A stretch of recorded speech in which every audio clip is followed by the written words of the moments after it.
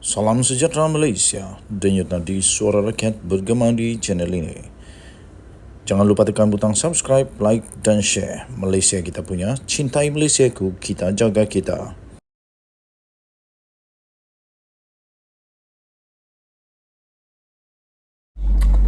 Salam sejahtera Malaysia, denyut nadi suara rakyat bergema di channel ini. Sekali lagi, saya sentiasa menyokong Polis Diraja Malaysia dan Perundangan Negara Malaysia. Bagi anda yang tak suka dengan undang-undang Malaysia, boleh keluar dari Malaysia.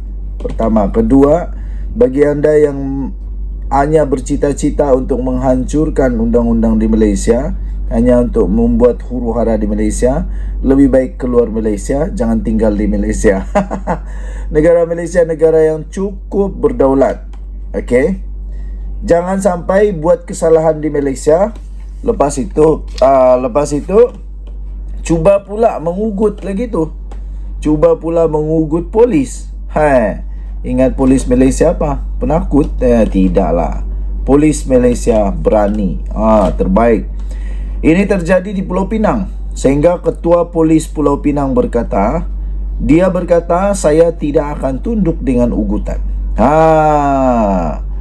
Ketua Polis Pulau Pinang iaitu Kau Kok Chin menyatakan dan beliau menyifatkan bahawa ugutan atau ancaman yang telah diterimanya daripada sindiket Along adalah merupakan perkara lumrah dan sentiasa dihadapi oleh polis dalam melaksanakan tugas pembenteras jenayah.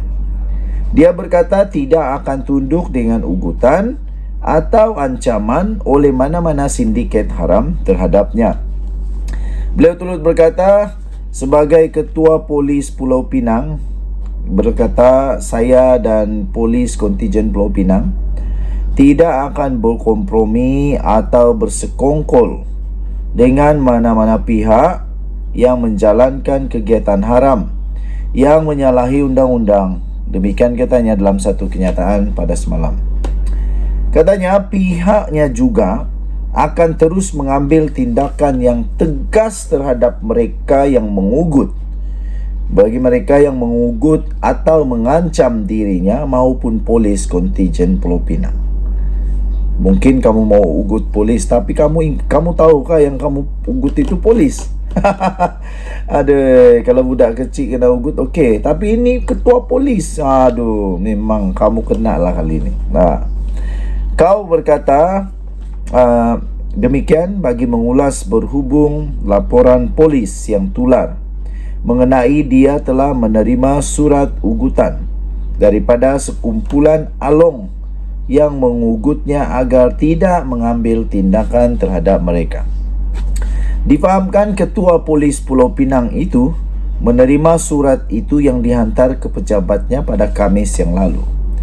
Menerusi surat itu, suspek telah memberi amaran agar kau dan pihak polis memberi kerjasama kepada mereka. Jika tidak, akan menyimbat cat, asid, malah turut mengugut akan bahaya ini, menembak, kata mereka. Suspek turut mengugut mahu membakar kedai atau balai polis dan menerusi surat tersebut turut disertakan 6 keping wang kertas yang digunakan untuk sembahyang orang Cina mati bersama sekeping kertas nota. Wow, ini bukan alang-alang, ini bukan calang-calang ugutan ini. Polis semua penguat kuasa harus mengambil tindakan tegas terhadap ini. Ekoran surat ugutan itu, pihak polis telah membuka kertas siasatan dan kes tersebut disiasat mengikut Seksyen 507 Kanun Keseksaan. Kau telah memulakan tugas sebagai Ketua Polis Pulau Pinang pada 12 Mei yang lalu dengan menggantikan Muhammad Suhaili Muhammad Zain yang dilantik sebagai Ketua Polis Kuala Lumpur. Denyut nadi suara rakyat bergema di channel ini. Saya doakan semoga semua polis di Malaysia akan selamat, semua polis di Malaysia akan dilindungi oleh Tuhan. Dan yang paling penting, supaya mereka dapat menjalankan tugas dengan baik. Kita berdoa semoga pihak polis daripada Polis Pulau Pinang dan seluruh Malaysia dapat mencari mereka yang cukup jahat ini dan supaya dihadapkan ke muka pengadilan, diambil tindakan supaya jangan ada lagi yang cuba-cuba nak ugut polis di Malaysia. Oh, kamu nak polis Malaysia ikut kamu, susah lah. Okey, Denyut Nadi Suara Rakyat bergema di channel ini. Bye-bye. Salam sejahtera Malaysia, Denyut Nadi Suara Rakyat bergema di channel ini. Kurang 2 hari selepas Mahathir diserbu di pejabatnya oleh polis. Bukan kerana diserbu dengan diserbu lah, tapi untuk mengambil keterangan daripada beliau kerana telah pun dikatakan menghina institusi diraja dan juga tentang beberapa hal berkaitan dengan proklamasi Melayu. Hari ini keputusan kes siasatan untuk Tun Mahathir akhirnya ada keputusannya, iaitu kertas siasatan kes Tun Mahathir telah pun dirujuk ke Pejabat Peguam Negara. Kertas siasatan terhadap bekas Perdana Menteri, iaitu Tun Dr. Mahathir Mohamad, akan dirujuk ke Pejabat Peguam Negara pada Selasa depan. Setiausaha Polis Diraja Malaysia, iaitu Datuk Nur Syah Muhammad Saaduddin, berkata pihaknya telah melengkapkan kertas siasatan itu yang bersabit kes penghinaan terhadap institusi diraja membabitkan Dr. Mahathir.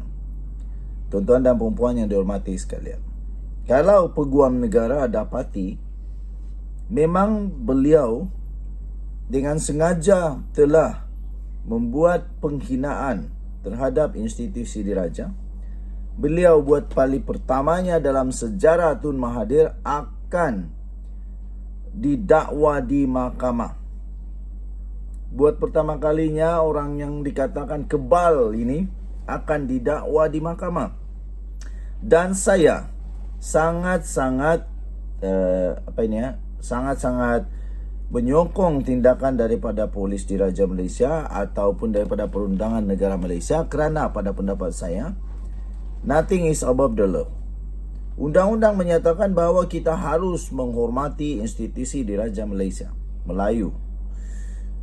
Apatah lagi daripada seorang negarawan Melayu. Takkanlah pula membuat penghinaan. Ini berlangsung tak masuk akal. Jadi, tindakan harus diambil sekiranya ia memang ada ciri-ciri itu. Sekiranya ada. Katanya dalam kenyataan tersebut, kertas siasatan itu akan dirujuk kepada Pejabat Peguam Negara pada 6 Jun, iaitu Selasa. Kerana hari Isnin kita cuti umum. Besok cuti umum. So, hari Selasa 6 Jun, selari dengan peruntukan perkara 145/3 Perlembagaan Persekutuan. Sementara itu, siasatan berhubung dengan isu proklamasi orang Melayu masih di peringkat siasatan bagi rakaman percakapan Tan Sri Abdul Hadi Awang, Presiden PAS, serta Dr. P. Ramasamy, iaitu Timbalan Ketua Menteri 2 Pulau Pinang, katanya dalam satu kenyataan pada Sabtu.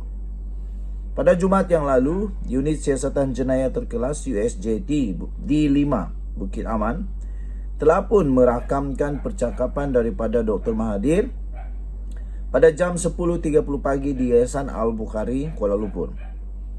Pada 3 Mei, beberapa pemimpin PAS telah pun menandatangani proklamasi Melayu mengandungi 12 perkara yang menyentuh isu-isu orang Melayu yang menimbulkan ketidaktentuan mengenai masa depan mereka. Pengisytiharan itu didakwa bertujuan untuk menyatupadukan masyarakat Melayu selain menimbulkan ancaman untuk menggulingkan kerajaan perpaduan. Tahniah diucapkan kepada Polis Diraja Malaysia dan tahniah diucapkan kepada Penguatkuasa Negara Malaysia. Pastikan kita menjaga terus Perlembagaan Negara Malaysia, hak istimewa orang Melayu dan juga untuk Raja-Raja Melayu harus dipertahankan. Bukan hanya sekadar cakap, tapi dalam tindakan juga. Kita jumpa lagi. Bye-bye.